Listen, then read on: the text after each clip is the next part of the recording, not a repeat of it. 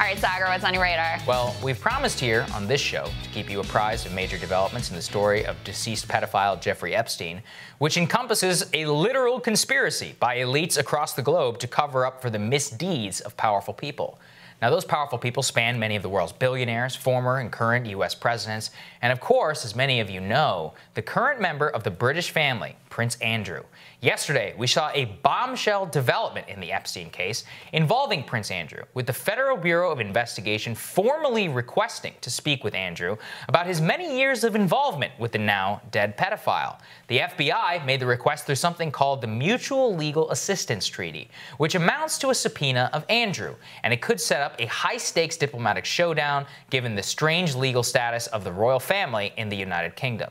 Now, Andrew's attorneys claim that they've made multiple voluntary efforts to speak with the FBI, but the U.S. Attorney Jeffrey Berman came out swinging against the prince, saying, quote, "Today, Prince Andrew yet again sought to falsely portray himself to the public as eager and willing to cooperate with an ongoing federal investigation into sex trafficking and related offenses committed by Jeffrey Epstein and his associates," adding that Andrew has repeatedly declined their request to schedule an interview after 4 months of efforts. Andrew's gaslighting and his clear evading of U.S. authorities shows just how much he has to hide. Let's review his misdeeds, shall we? Andrew was forced by the Queen to retire from public life after a disastrous BBC News interview in which he had the audacity to claim that a photo of himself with his arms wrapped around a then 17-year-old girl accusing him of sexual assault was doctored. Let's take a listen. Whether that's my hand or whether that's the position, I don't believe that photograph was taken in the way that has been suggested. The woman in question, Virginia Roberts Giuffre, has alleged that she was explicitly instructed by Epstein's girlfriend and alleged madam, Ghislaine Maxwell, to sleep with Andrew when she was just 17 years old in London. She's also said in a new documentary on Netflix that Andrew was seen on Epstein's private pedophile island, both allegations that Andrew vociferously denies. But it's worth remembering Prince Andrew's involvement in the story was so key to keeping the silence on Epstein for so long.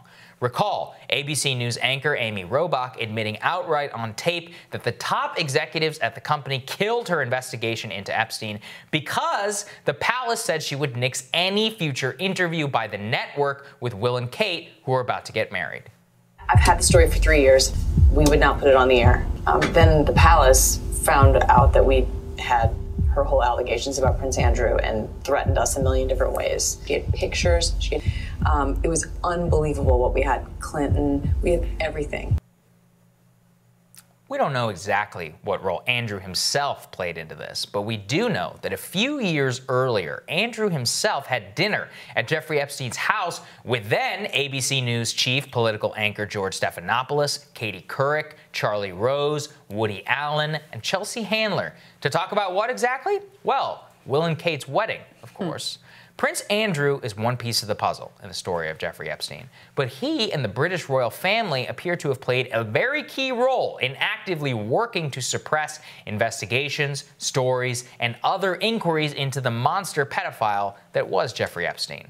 So who knows how long Epstein walked free and his victims went another day without restitution because the prince was involved. We need to hear from Prince Andrew, and not just before the FBI. But he needs to come and answer a lot more questions in the public eye.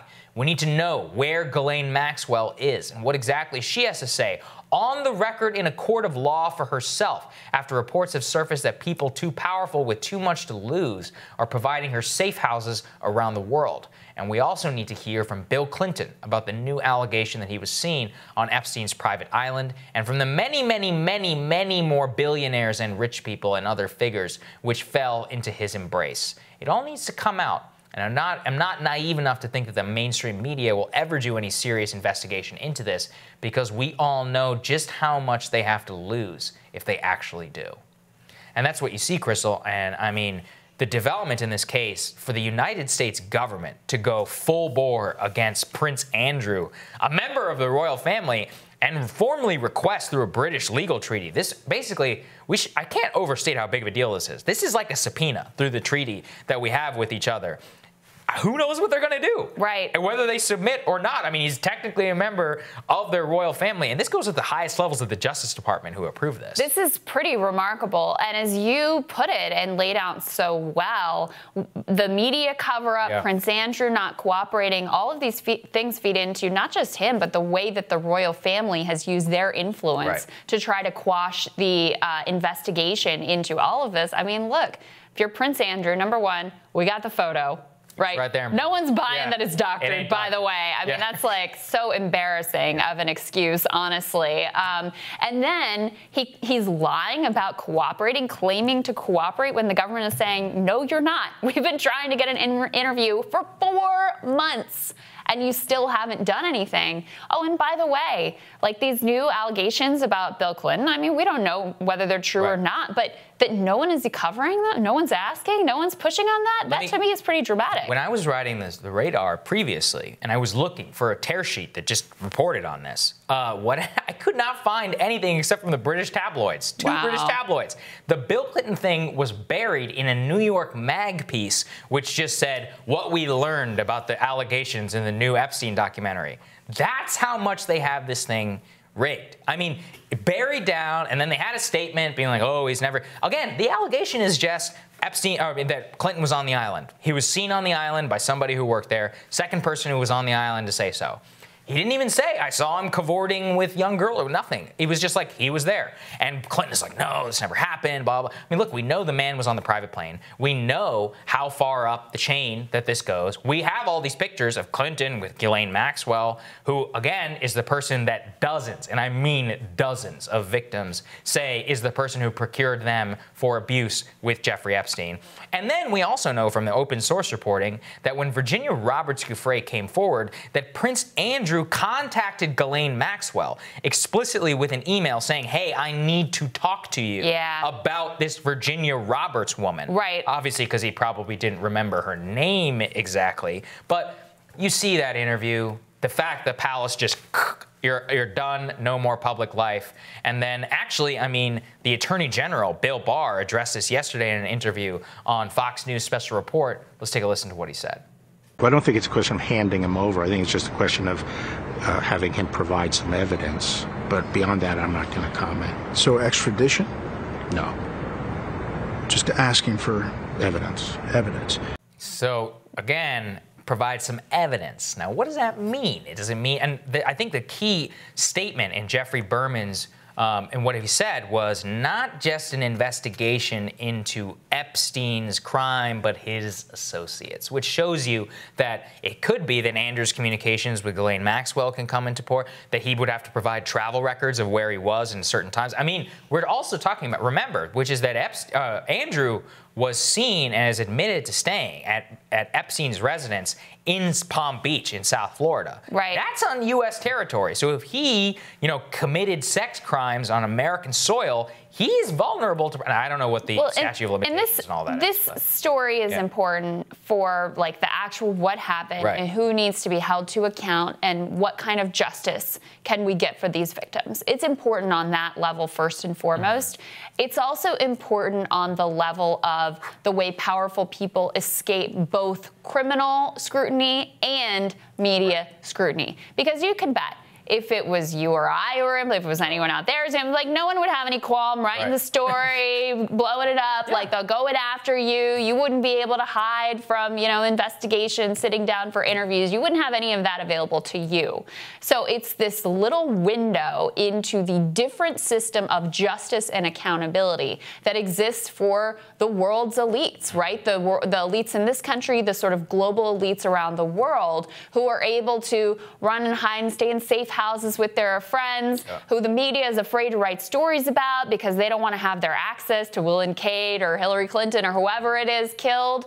And so that's how you end up with this dynamic that we're seeing play out. Right, and you can see, I mean, the fact that Amy Robach admits on tape about how the palace got involved and threatened them all these different ways, that shows you how much power that they really have. And I really encourage everybody to go watch this new Netflix documentary about Epstein. It's called Filthy Rich, and it's really reignited some of the story. I mean, it goes back, some of the earliest segments that we did on the show was about Alex Acosta, then the labor secretary, who was involved in this case. And I mean, he resigned in disgrace. I mean, and nobody still knows. Victims do not yet have an answer as to why.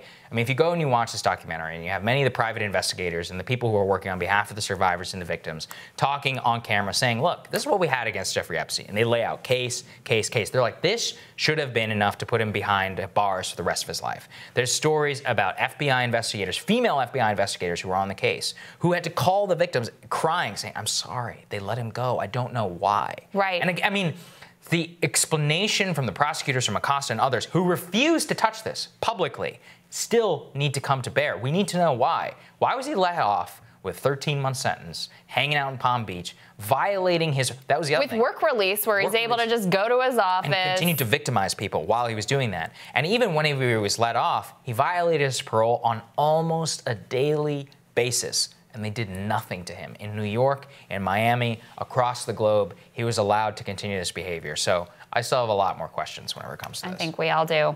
Next on Rising, we're going to check in on the campaigns of Kentucky Senate candidate Charles Booker and New York House contender Jamal Bowman with The Intercept's D.C. Bureau Chief Ryan Grimm. That when Rising returns.